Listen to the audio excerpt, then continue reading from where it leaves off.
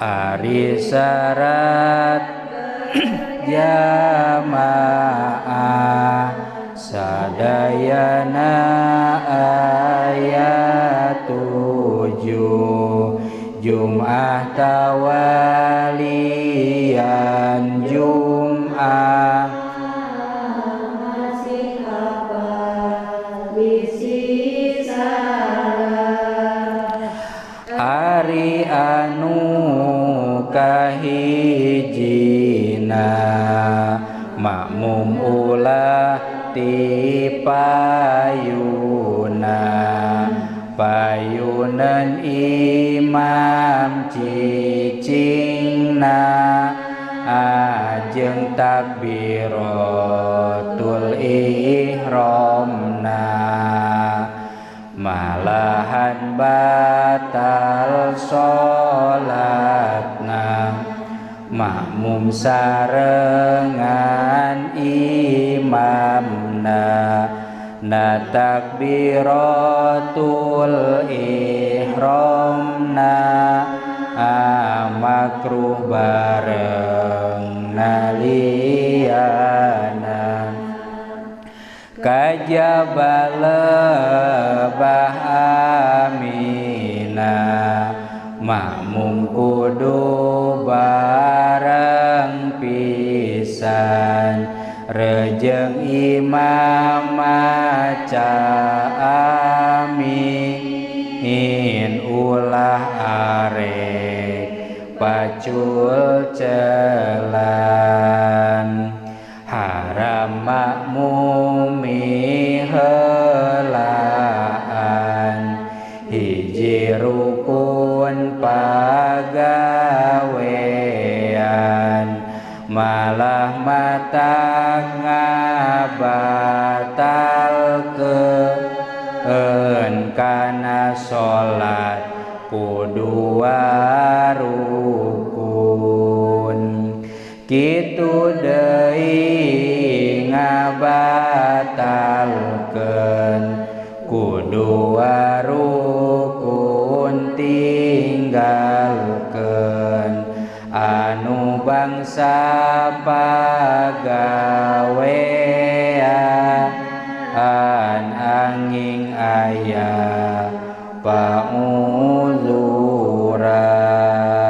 tos selanya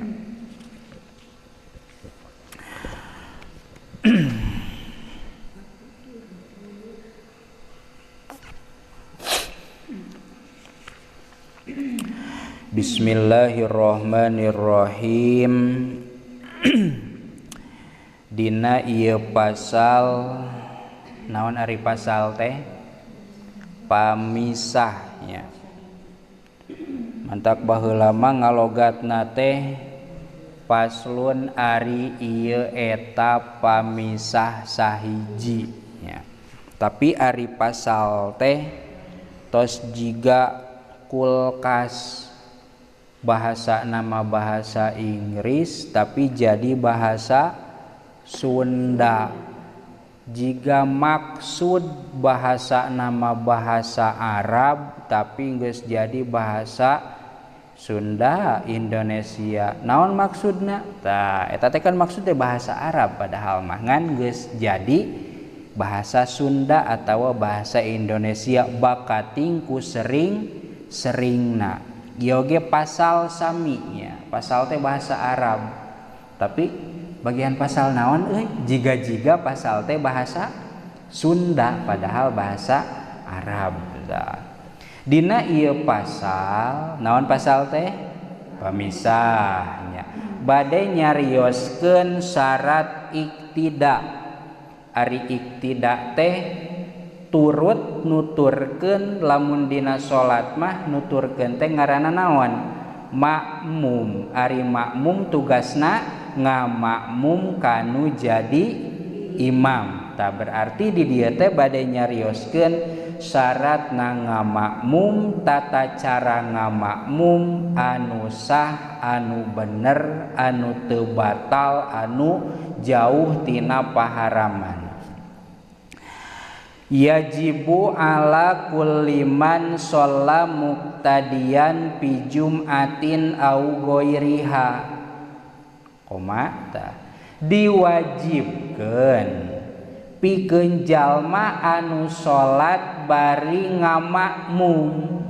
lempengkeun diwajibkeun pikeun si makmum berarti lamun dibahasakeun si makmum teh jalma sholat tukangeun imam bari berjamaah diwajibkeun pikeun si makmum namah pi jum'atin au ghairiha rek dina salat Jumat atawa lianti salat Jumat canak hiji lianti salat Jumat we nya dasar wa ieu datara Jumaahan ibu-ibu manya lianti salat Jumat berarti salat lohor, salat asar, salat maghrib, salat isya, salat subuh. Naon kawajibanana teh sab'atu umurin 7 kawajibanana teh nya. Mana nu 7 teh hiji ahaduha alla yataqaddama al ma'mumu al qaimu ulah miheulaan atawa aya deui nu nyebutkeun ulah maju ka hareup si makmum nepikakeun posisina hareupeun imam. Ari di dieu mah masing sorangan ge imam di hareup makmum mah di tukang. Tapi kan kasunatan berjamaah teh komo lamun ngan duaan mah si makmum teh ulah jauh teuing ti imamna teh nya. Nu penting posisi makmum aya tukangeun imam sanajan bedana saalit bari kudu belah katuhu eta pasunatanana. Lamun di dieu mah contoh imam didinya berarti makmum di dieu ieu ngan madarat ka hiji sukuna meureun jangkung sabelah nu kadua bakal tijedu kana kadinya tah ari sunatna mah kitu ya. Ulah posisi si makmum miheulaan imam miheulaan teh dina naonna dina keneungna nya keneung kudu bari kieu atunya supaya kaharti datara ieu di urang mah sebenarnya namanya keneung si imam ulah kapiheulaan ku keneung si makmum keneungna nya mana keneung teh ieu nya tah